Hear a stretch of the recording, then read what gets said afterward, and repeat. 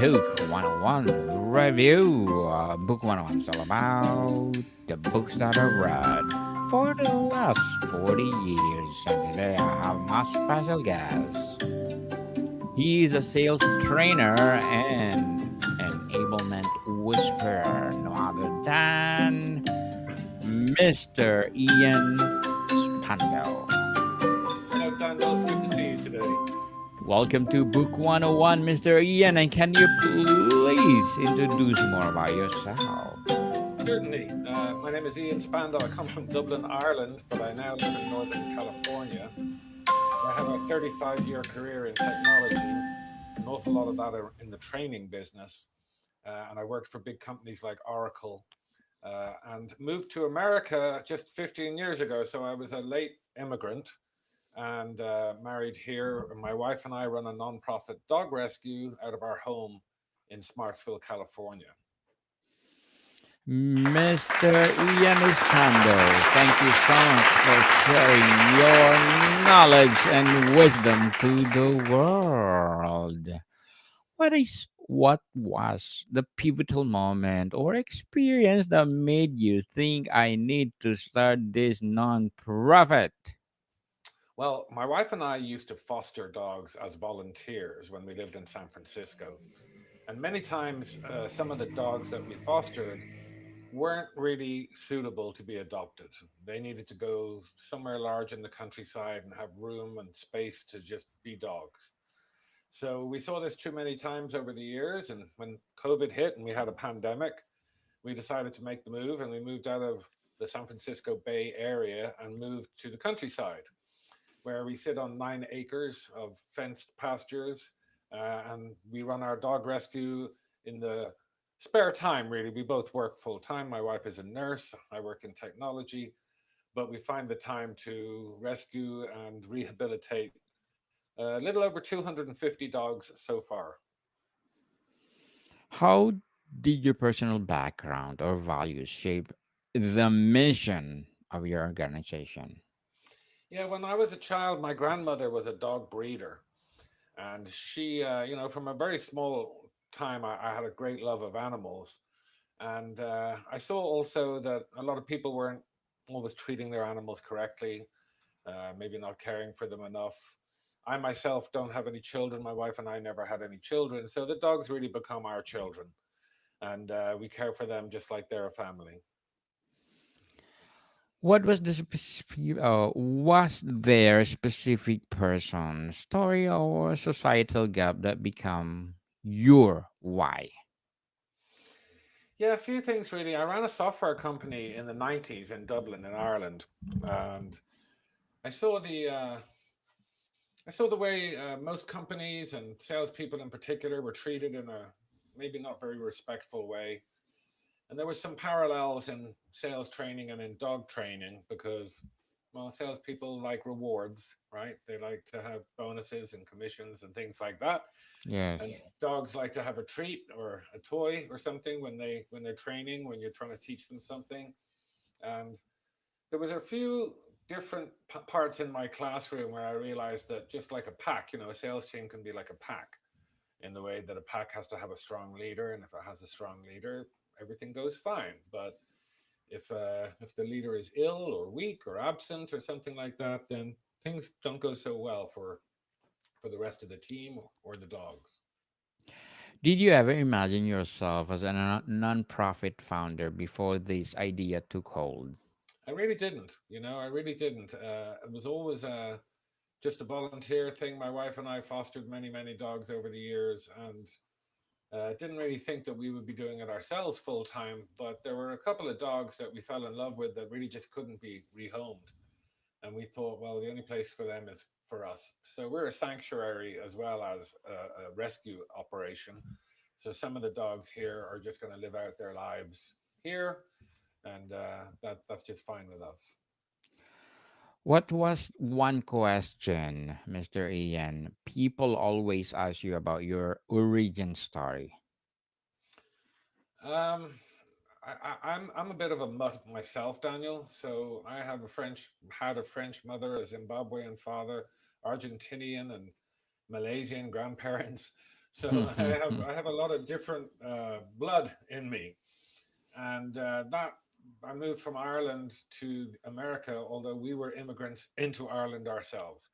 So I've always liked to be a international person, if you like. And in the same way with the dogs, we don't have a particular breed or a favored type of dog. We'll take big, small, ugly, beautiful, doesn't matter. And I myself have delivered training in over 30 different countries. So I learned a lot about the, different intercultural issues that come up in the way that business happens differently in Asia, for instance, than it does in Europe, than it does in USA. And so that prepared me in a little bit for unusual or different experiences with both dogs and people, I suppose. Yes. Mr. Ian, let's talk about the challenges and resilience. What was the biggest obstacles you faced when turning this idea into reality? Well, like no surprise, it's funding. It's an extremely expensive business we're in. So, a typical neuter for one of the dogs that we'll take off the streets or out of the kennels might cost $500 or $600. We might do that 20 times a year. We had to create safe fenced areas and air conditioned kennels and heated kennels for the winter and cooled for the summer.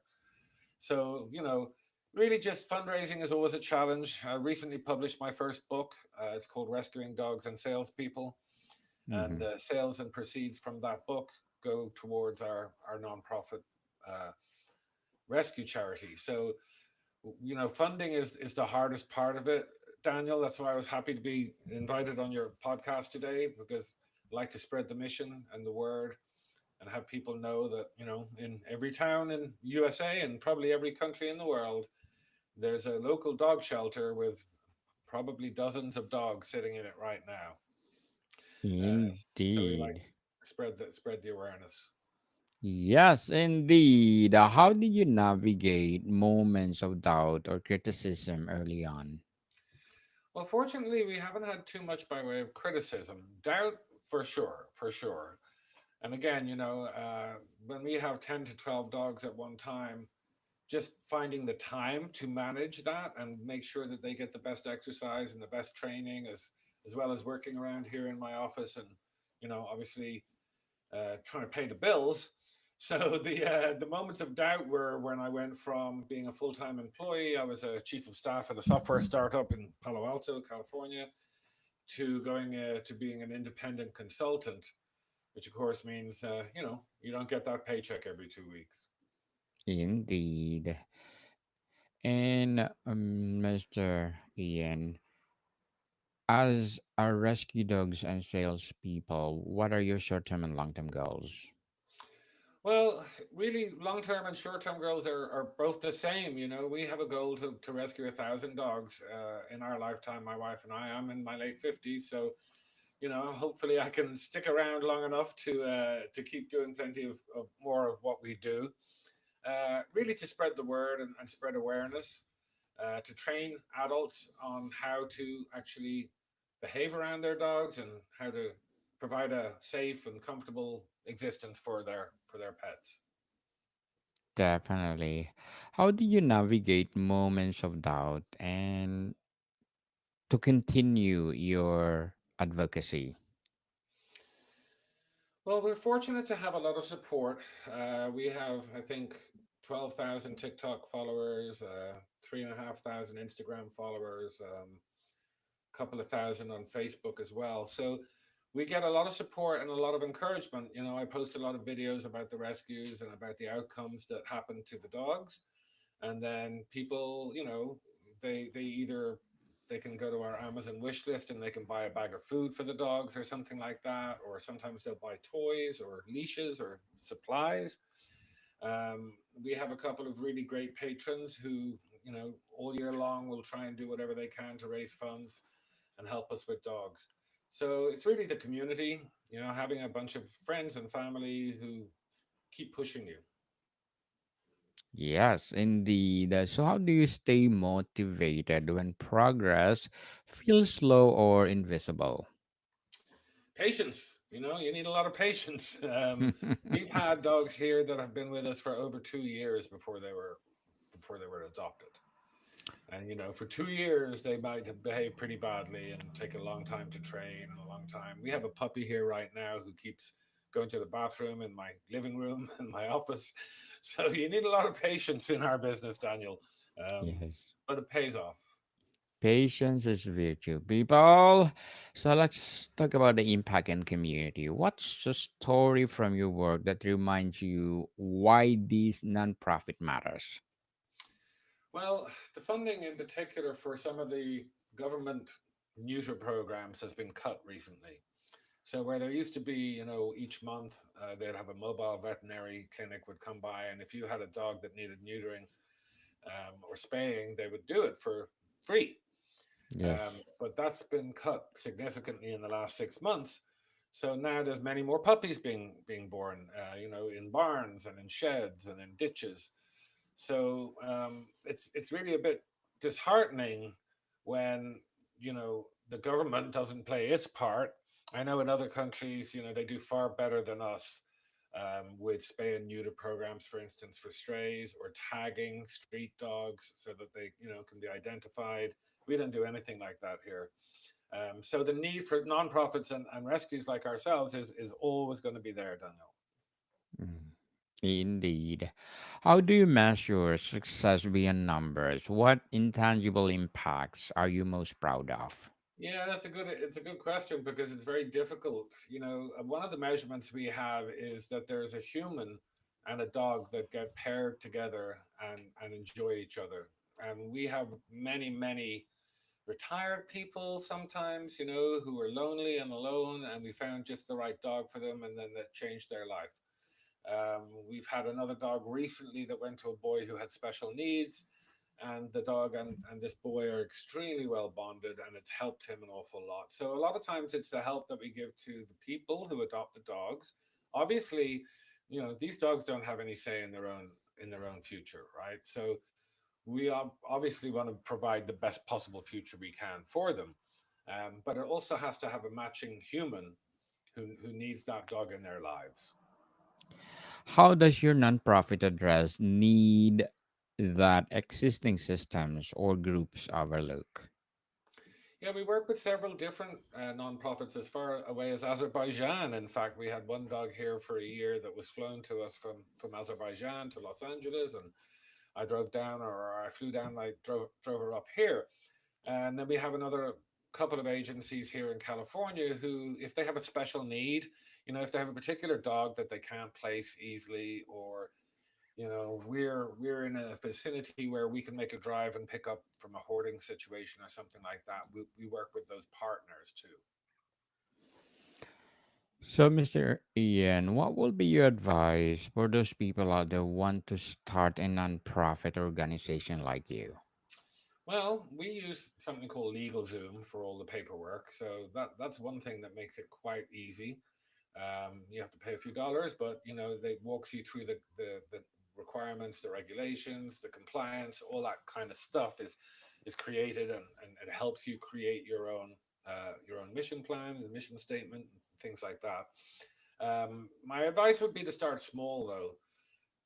I'm aware of a couple of people who have been enthusiastic about dog rescue and have overwhelmed themselves very quickly, because it's very hard to say no. We get a message probably every single day of the week of somebody saying, "Can you please take this dog? Can we surrender this dog to you?" So that was my advice would be to start slow and learn what you're doing first. Slowly but surely, people. Slowly but surely indeed. And Mr. Ian, thank you so much for your advice. What misconception people have about the problem your organization tackles?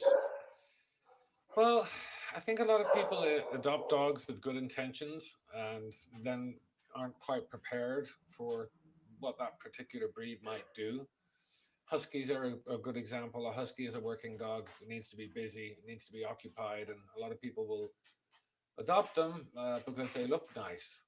But then they're not really familiar with the breed, so they don't know how to handle that. So, it's difficult when people have an emotional attachment to a dog, but don't have the facilities or the ability to provide that dog with what they need.